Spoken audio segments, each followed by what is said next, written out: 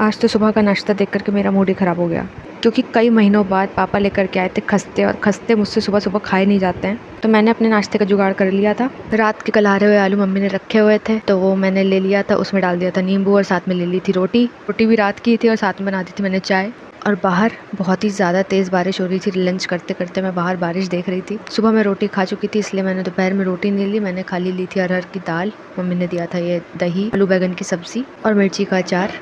दाल में मैंने डाल लिया था ये नींबू। अब तक तो आपको पता ही लग गया होगा कि मैं हर चीज़ में नींबू डाल देती हूँ। ये मैंने सब्ज़ी में भी डाल दिया है नींबू, और ये सारे बीज मैं बाद में निकाल लूँगी। और मिर्ची के अचार में आप नींबू डाल के खाइए, वो बहुत ही ज़्यादा टेस्टी लगता है।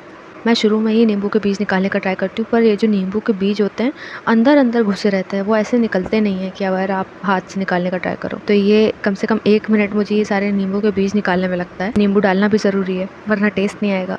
और ये सबसे पहले मैंने चावल के साथ में मिर्ची का अचार खाया, जो कि बहुत ही टेस्टी लगता है। कभी कभी चावल के साथ में सूखी सब्ज़ी बहुत ही ज़्यादा टेस्टी लगती है।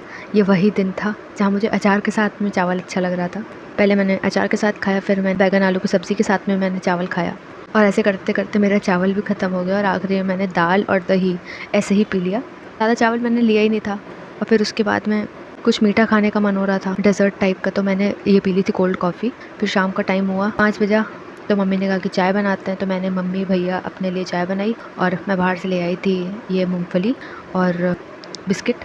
और फिर जब शाम हुई तो मम्मी ने बनाई थी पनीर की सब्ज़ी। मम्मी ने पनीर फ्राई किया था, और मैंने बहुत सारा पनीर पहले ही खा लिया था। और डिनर मैंने करा था यही मटर पनीर की सब्ज़ी, दही, साथ में था ये देखिए 1 चम्मच चावल और 2 रोटी।